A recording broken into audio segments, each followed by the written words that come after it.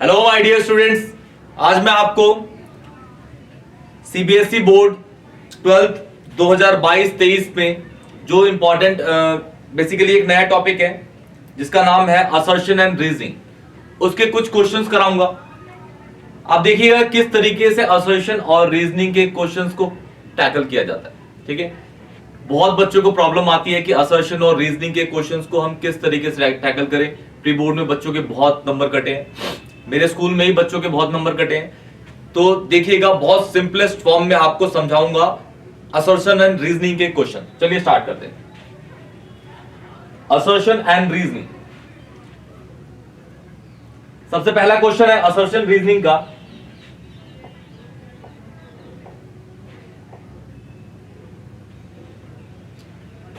पहला, in the following question as assertion, in the following question as assertion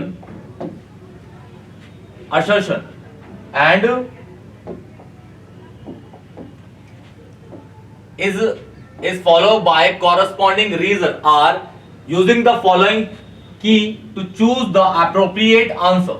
चार आपको option दे रखे होंगे, पहला ऑप्शन होगा आपका हमेशा बोथ, जो असर्शन दो आपको यहां पे एक असर्शन होगा जो एक तर्क दे रखा होगा, उस तर्क पे एक उसका उत्तर दे रखा होगा, उसका एक सजेशन दे रखा होगा कि भाई वो सही है कि नहीं है। क्लियर? ठीक है, यही आपको ऑप्शन छांटने हैं इसके अंदर। सबसे पहला आपका ऑप्शन होगा हमेशा both assertion and reasoning, A and R दोनों करेक्ट होंगे, और जो रीजन है वो ए का, असर्शन का बिल्कुल अच्छा एक्सप्लेनेशन है। पहला क्या होगा, बोथ असर्शन एंड रीजनिंग दोनों करेक्ट है, और जो रीजन होगा, ये जो रीजन है वो करेक्ट होगा किसका, जो असर्शन दे रखा है उसका बिल्कुल अच्छा एक्सप्लेनेशन होगा। तो उसे बोलेंगे पहला क्वेश्चन, पहला जो ऑप्शन होगा उसे टिक कर देंगे ऐसा क्वेश्चन आया तो। क्लियर? दूसरे वाले में क्या होगा कि बोथ असर्शन और रीजनिंग दोनों के दोनों, असर्शन और रीजनिंग दोनों स्टेटमेंट सही होंगी, दोनों की दोनों स्टेटमेंट सही होंगी, लेकिन जो आपका रीजन होगा असर्शन का आंसर नहीं होगा, रीजन जो होगा वो असर्शन का आंसर नहीं होगा। सेकंड बी जो ये है। ठीक है, सी क्या कहलाएगा, सी जो असर्शन है उसकी स्टेटमेंट सही है, असर्शन है उसकी स्टेटमेंट सही होगी, लेकिन जो रीजन है उसकी स्टेटमेंट ही गलत है, रीजन की स्टेटमेंट ही गलत होगी। क्लियर? फिर डी लास्ट होगा आपका कि असर्शन जो आपको दे रखा होगा स्टेटमेंट, वो असर्शन ही गलत होगा, लेकिन उसका जो रीजन होगा वो क्या होगा, बिल्कुल परफेक्ट होगा। क्लियर? तो इस तरीके से आप पहचानेंगे। अब देखिए पहला क्वेश्चन स्टार्ट करते हैं। पहला ये है आपका असर्शन दे रखा है आपको, असर्शन पहला कि phenol gives ortho and para nitrophenol on nitration with concentrated HNO3 and concentrated H2SO4 का मिक्सचर। क्लियर? ठीक, तो सबसे पहले जो इसका असर्शन है वही गलत है। क्यों? क्योंकि आपको पता होना चाहिए अगर फिनॉल पे अगर आप फिनॉल पे कंसंट्रेटेड H2SO4 प्लस HNO3 डालते हो, HNO3 डालते हो, तो आपके इसमें से तीन NO2 ग्रुप आपके अटैच कर जाते हैं। दो होते हैं ऑर्थो पे, एक होता है आपका पैरा पे। तो जो कंपाउंड बनेगा इस रिएक्शन की, जो बता रहा है इसके रिस्पेक्ट में, वो क्या है, वो बनेगा आपका NO2 यहां पे, और यहां पे NO2 और यहां पे NO2, ये बनेगा। लेकिन इसमें क्या बोला है कि आपका ऑर्थो कंपाउंड अलग बनेगा, ऑर्थो नाइट्रोफिनॉल, और पैरा नाइट्रोफिनॉल अलग बनेगा। लेकिन ऐसा तो नहीं हो रहा, असर्शन जो स्टेटमेंट है वो गलत है, असर्शन की जो स्टेटमेंट है वही क्या करे, गलत है यहां पे। फिर रीजन जो बोला गया है, रीजन देखिए, रीजन बोला गया है OH group in phenol is ortho और पैरा डायरेक्टिंग। हाँ जी, बिल्कुल सही बोला। अगर आपके पास फिनॉल है और इसमें आप क्या करते हो, नाइट्रेशन करते हो, जो नाइट्रेशन होता है वो डाइल्यूट HNO3 से होता है, डाइल्यूट HNO3 से, तो जो आपका प्रोडक्ट बनेगा वो ऑर्थो नाइट्रोफिनॉल बनेगा पहला, और जो दूसरा बनेगा वो पैरा नाइट्रोफिनॉल बनेगा, पैरा नाइट्रोफिनॉल।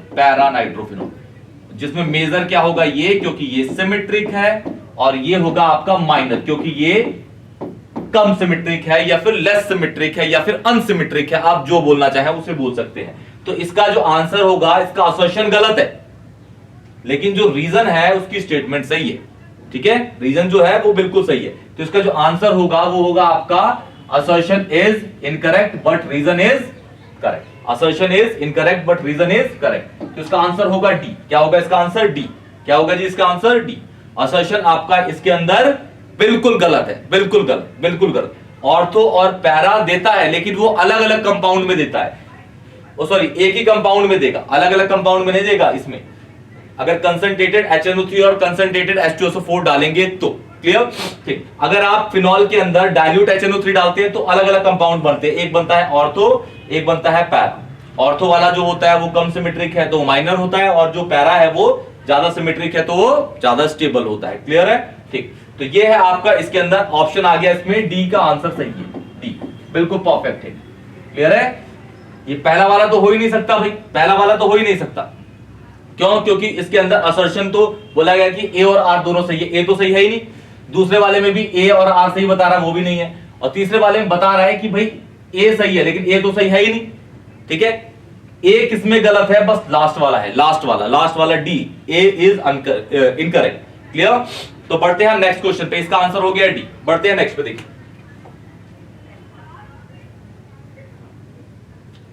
आपका नेक्स्ट है, बोला गया है वही आपके पास ऑप्शन होंगे चारों के चारों, फिर से देख लेते एक बार। ये स्टेटमेंट तो सब में ही आएगी। In the following question as assertion is A and reason is R. ठीक है, इन चारों में से आपको ऑप्शन बताने हैं। पहला क्या होगा आपका? असर्शन रीजन दोनों के दोनों सही होंगे, और जो आपका आर होगा, रीजन होगा, वो असर्शन का बिल्कुल सही एक्सप्लेनेशन होगा। फिर जो दूसरा होगा उसमें ए और आर, असर्शन रीजनिंग दोनों के दोनों सही होंगे, लेकिन जो रीजन होगा वो असर्शन का आंसर या एक्सप्लेनेशन नहीं होगा। क्लियर? थर्ड वाले में आंसर आपका, सॉरी, असर्शन जो है आपका वो बिल्कुल परफेक्ट होगा स्टेटमेंट में, लेकिन जो उसका रीजन होगा वो इनकरेक्ट होगा। जो डी है उसके अंदर जो असर्शन है वही इनकरेक्ट होगा, लेकिन उसका जो रीजन होगा, उसका तर्क होगा, जो वो सही होगा। क्लियर? जो आपका नेक्स्ट है सेकंड, वो है आपका, देखिए सेकंड वाला क्या कह रखा है? Assertion all naturally occurring alpha amino acid except glycine। Glycine देखिए क्या होता है? ग्लाइसिन को अगर आप ध्यान से देखेंगे, ग्लाइसिन इस तरीके से होता है, CNH2 COOH, और ये हो गया H, ये हो गया आपका ग्लाइसिन, ये भी H। ठीक है, आर ऑप्टिकली एक्टिव। ग्लाइसिन को छोड़ के सारे के सारे अल्फा अमीनो एसिड, सारे के सारे जो नेचर में पाए जाते हैं, वो सारे के सारे ऑप्टिकली एक्टिव होते हैं। तो इसको देख लेते हैं ग्लाइसिन में ऐसा क्या है। ग्लाइसिन, ये ग्लाइसिन का स्ट्रक्चर ये है। अगर आप इसमें शीशा डालेंगे तो इसकी मिरर इमेज बनाएंगे, मिरर इमेज, ऑप्टिकल इमेज। तो ये C का C ऐसे ही रहेगा, NH2 ऊपर NH2 ही रहेगा, ये COH ऐसे ही रहेगा। H जो है, ये वाला जो है इधर आ जाएगा, और ये वाला जो है इधर आ जाएगा। तो बना तो वही। तो ग्लाइसिन तो जो ऑप्टिकल इमेज फॉर्म ही नहीं कर रहा, ग्लाइसिन जो है वो ऑप्टिकल इमेज फॉर्म ही नहीं कर रहा। अच्छा, जो उसका रीजन है, वो रीजन ये है कि भाई इस पे ग्लाइसिन ही एक ऐसा अल्फा अमीनो एसिड है जिसपे चिरल या कायरल कार्बन नहीं होता। चिरल या कायरल कार्बन नहीं होता। चिरल या कायरल कार्बन क्या होते हैं? एक ऐसा कार्बन जिसकी चारों की चारों वैलेंसीज क्या होती है? डिफरेंट होती है। लेकिन यहाँ पे इस कार्बन की दो वैलेंसीज क्या है? सेम है। इसी वजह से ये जब ऑप्टिकल लिया तो ये आगे पीछे हो गए और दोनों सेम ही लग रहे हैं। तो ग्लाइसिन ऑप्टिकल इमेज फॉर्म नहीं करता या ऑप्टिकली एक्टिव नहीं होता। तो ये वाला बोला गया है assertion, all naturally occurring alpha amino acid except glycine are optically active. बिल्कुल बिल्कुल। अगर आपको ग्लाइसिन की जगह और कोई, जैसे एलानीन हो गया, एलानीन करना है तो इसके जो एक H है इसको कन्वर्ट कर देना है CH3 के अंदर। किसके अंदर? CH3 के अंदर। फिर एक और अगर लेना है तो वैलीन को कन्वर्ट कर देना है CH CH3 CH3 CH CH3 CH3 के अंदर। तो वो दोनों के दोनों आपके क्या होंगे? ऑप्टिकली एक्टिव होंगे, ऑप्टिकली एक्टिव होंगे, ऑप्टिकली एक्टिव होंगे। क्लियर? ये ऑप्टिकली इनएक्टिव है क्योंकि ये दोनों के दोनों सेम ही बने हैं। क्लियर? अच्छा, रीजन जो है इसका, mostly natural occurring amino acid have levo configuration. तो इसका जो रीजन है वो चिरल कार्बन पे आएगा, लीवो और डेक्स्ट्रो पे तो आएगा ही नहीं। लेकिन जो स्टेटमेंट है वो सही है। जो मोस्टली आपके अमीनो एसिड होते हैं नेचुरली वो क्या होते हैं, एल कॉन्फिगरेशन में, तो और जो बाकी होते हैं वो डी कॉन्फिगरेशन में होते हैं, एल और D, levo and dextro rotatory configuration पे। क्लियर? आधे कुछ ये होते हैं, आधे कुछ लीवो कुछ डेक्स्ट्रो होते हैं, दोनों मिला के कंपाउंड फॉर्म करते हैं। ठीक है ना? ओके, तो दोनों स्टेटमेंट सही है, लेकिन जो रीजन है वो ए का आंसर नहीं है। जो रीजन है वो ए का आंसर नहीं है, ए का आंसर नहीं है। तो इसमें जो ऑप्शन उठा both A and R are correct, but जो रीजन है वो एक्सप्लेनेशन नहीं है किसका, ए का। तो इसका जो आंसर होगा वो होगा बी। कौन सा होगा जी? बी। इसका आंसर हो गया बी। ये हो गया बी। क्लियर बेटा जी? क्लियर? अच्छा, मैं आपको लिख देता हूं यहां पे जो एलानाइन होता है,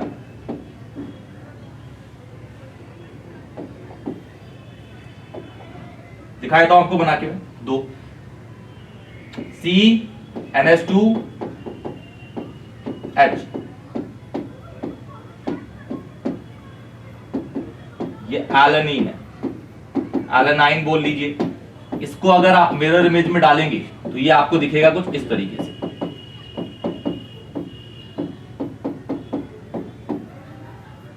ठीक है? तो ये दोनों के दोनों ऑप्टिकली एक्टिव है। क्या ये ऑप्टिकली एक्टिव?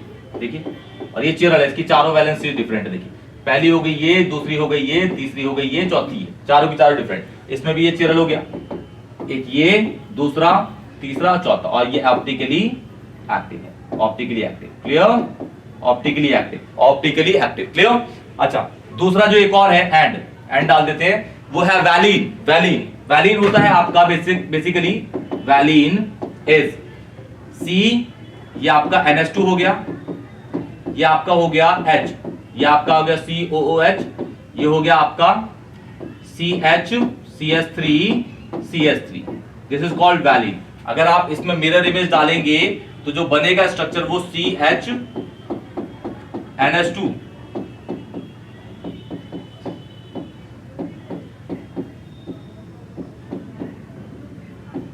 ये दोनों के दोनों एक दूसरे क्या है, ऑप्टिकली एक्टिव। इसको भी चेक करिए, ये भी है आपका चिरल ही हो गया, ये भी आपका चिरल कार्बन हो गया। देखिए, इसकी पहली, ये दूसरी, ये तीसरी और ये चौथी, चारों की चारों डिफरेंट है। इसमें भी पहली, दूसरी, तीसरी और ये होगी चौथी, चारों की चारों इसमें डिफरेंट है। क्लियर? तो इसका जो आंसर होगा वो बी। असर्शन और रीजन दोनों के दोनों बिल्कुल परफेक्ट स्टेटमेंट है, लेकिन जो रीजन है असर्शन के लिए वो बिल्कुल सही नहीं है, उसका एक्सप्लेनेशन नहीं है। तो ऑब्वियसली इसका जो आंसर होगा वो बी होगा। क्या होगा? B. B and B. Clear? बढ़ते हैं नेक्स्ट पे।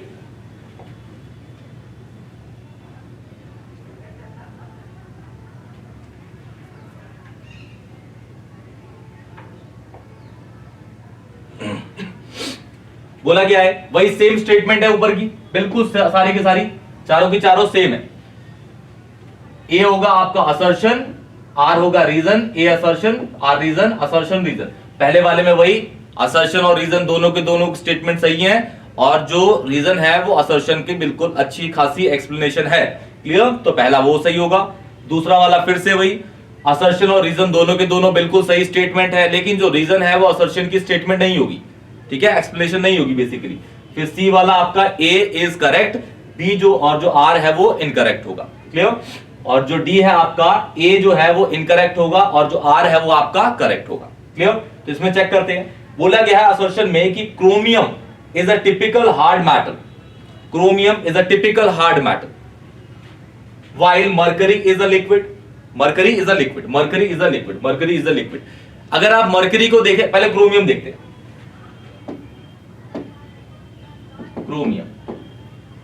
क्रोमियम जो है वो 24 एटॉमिक नंबर है, 24 एटॉमिक नंबर।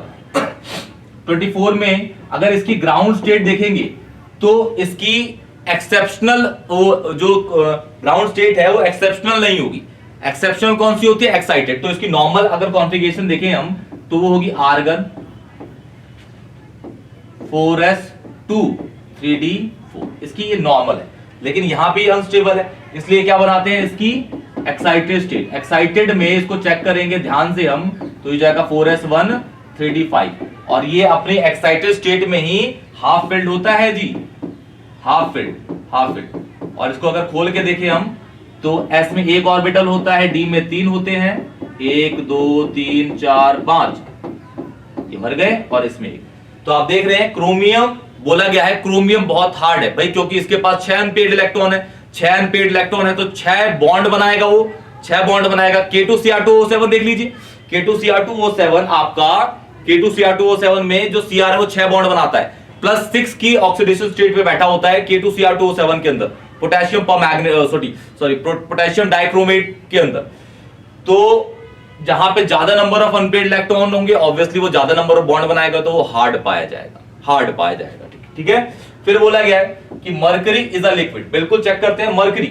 मरकरी जो होता है वो जिंक वाले में आता है, जिंक के नीचे वाले में आता है, जिंक कैडमियम मरकरी, याद होंगे, जिंक कैडमियम मरकरी। क्वेश्चन आता है डी ब्लॉक एलिमेंट में कि जिंक कैडमियम मरकरी को हम ट्रांजिशन एलिमेंट की कैटेगरी में नहीं डालते, क्यों? क्योंकि इसके पास अनपेयर्ड इलेक्ट्रॉन ही नहीं होते, इनके पास अनपेयर्ड इलेक्ट्रॉन नहीं होते। जिंक की अगर आप कॉन्फ़िगरेशन देखेंगे तो ये हो जाएगी आर्गन 4s2 3d10, क्लियर।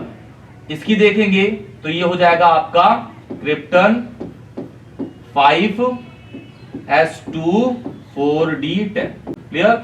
अगर आप मर्करी को देखेंगे Hg को तो ये हो जाएगा आपका ज़ेनन 6s2 5d10। तो यहां पे देख लीजिए कि इसके पास मरकरी में अनपेयर्ड इलेक्ट्रॉन ही नहीं है जी, मरकरी में अनपेयर्ड इलेक्ट्रॉन ही नहीं है। देखिए पेयर्ड है, ये पेयर्ड।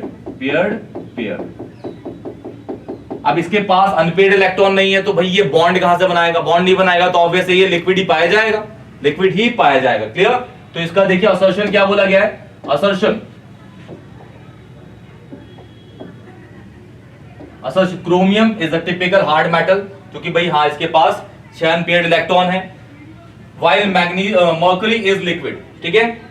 रीजन देखते हैं, in chromium there are 6 unpaired electrons, भाई देख लिया हमने 6 अनपेयर्ड है, 6 अनपेयर्ड, मतलब सही बैठ रहा है भैया तो बिल्कुल। फिर आगे देखते हैं, whereas mercury there is no unpaired electron, देख लीजिए एक भी अनपेयर्ड नहीं है इसमें, एक भी।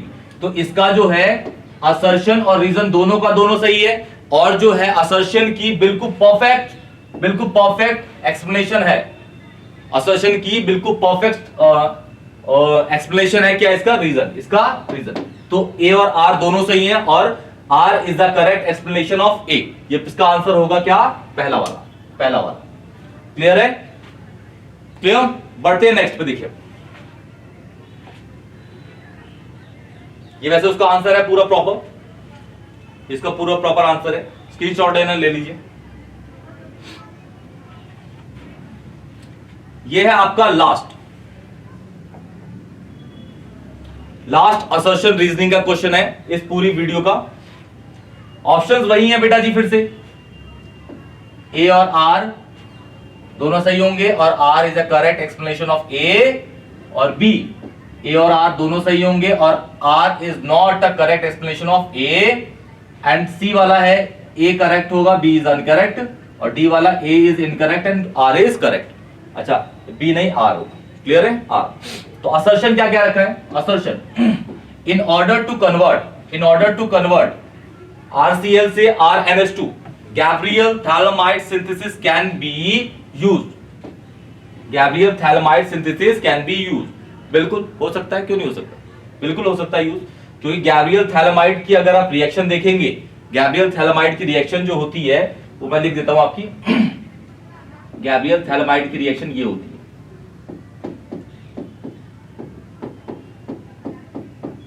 और गैब्रियल थैलेमाइड में सबको पता है, रीजनिंग क्वेश्चन में आते हैं कि ये प्राइमरी अल्कोहल बनाता है, क्या बनाता है? सॉरी, प्राइमरी अमाइन फॉर्म करता है। क्या करता है? प्राइमरी अमाइन फॉर्म करता है।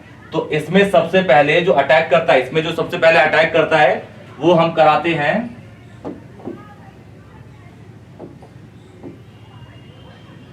KOH, अटैक कराता है KOH। तो ये हो जाता है पॉजिटिव, ये हो जाता है नेगेटिव, ये हो जाता है पॉजिटिव, ये हो जाता है नेगेटिव, ये हो जाता है नेगेटिव। तो ये और ये निकल जाते हैं, -H2 कर देता हूं यहां पे, क्लियर, और K जाके N के साथ लग जाता है। तो ये बन गया आपका कुछ इस तरीके से।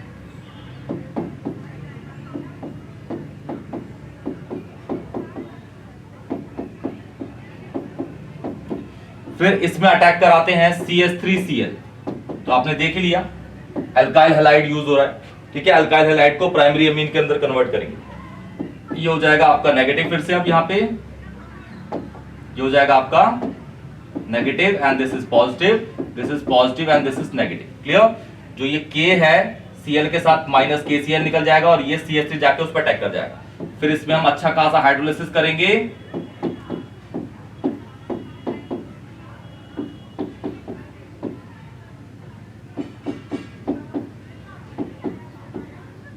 यहां पे हम हाइड्रोलिसिस करेंगे। अगर हाइड्रोलिसिस H3O+ है, ठीक है, तो इसमें ये वाला बॉन्ड टूटेगा, ये वाला टूटेगा, इसके 2 H यहां पे अटैक कर जाते हैं तो CH3NH2 बन जाएगा, CH3NH2। और ये क्या है आपका प्राइमरी अमाइन, क्या है primary 1 degree amine. Gabriel phthalimide में प्राइमरी अमीन ही बनता है और जो इसका रिमेनिंग प्रोडक्ट बन जाता है वो बन जाता है कुछ इस तरीके से। आप इसकी जगह पे NaOH भी यूज कर सकते हो, कोई परेशानी नहीं है। ये डालेंगे तो ये सिंपल बन जाता है, ये OH है, क्लियर, ये बन जाता है। तो इसमें बेसिकली प्राइमरी अमीन बना। तो बोला गया है in order to convert RCl, हाँ बिल्कुल RCl को NH2 के अंदर, ये NH2 बन गया, ये NH2 बन गया आपका, क्लियर। और कौन सी रिएक्शन? गैब्रियल थैलामाइड, तो बिल्कुल सही है। फिर रीजन जो बता रहा है, reason with proper choice of alkyl halide phthalimide synthesise can be used to prepare 1 degree 2 degree and 3 degree amines, clear. तो इसका असर्शन तो ठीक है, लेकिन और असर्शन ठीक है इसका, लेकिन इसका रीजन जो है वो रीजन की स्टेटमेंट ही गलत है। गैब्रियल कभी भी सेकेंडरी और टर्शियरी अमाइंस को प्रिपेयर ही नहीं करता, वो बनाता है बस प्राइमरी अमाइन। कौन सा बनाता है? प्राइमरी। तो इसका जो आंसर होगा वो होगा सी, कि जो स्टेटमेंट है असर्शन सही है लेकिन जो इसका रीजन है वो गलत है। तो ये होगा इसका आंसर। कौन सा इसका आंसर? सी। तो ये आपके असर्शन के और रीजनिंग के क्वेश्चन थे। कोई भी डाउट होता है तो कमेंट सेक्शन में बताइए, वीडियो को लाइक करिए और चैनल को जरूर सब्सक्राइब करिए। तब तक के लिए टेक केयर।